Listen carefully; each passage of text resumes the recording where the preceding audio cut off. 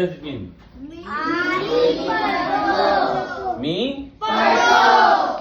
पढ़ो. Very good. Now make it negative. I don't. What does it mean? Me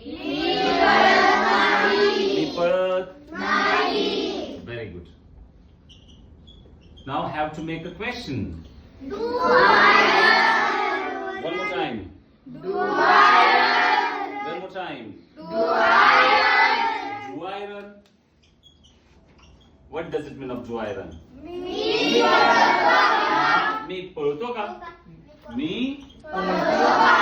And the negative question is? Don't I run? What does it mean of don't I run? Me पढ़त. Now with he, she, it and Ram, what we use? Yes and ears. So he run or runs? He runs. What does it mean? तो पढ़तो. Negative sentence.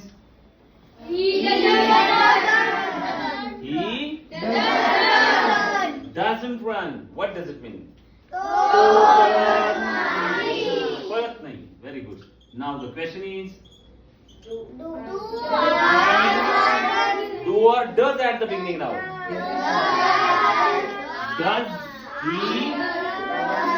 Does he run? Marathi? तो पढ़तो का. And the negative question is,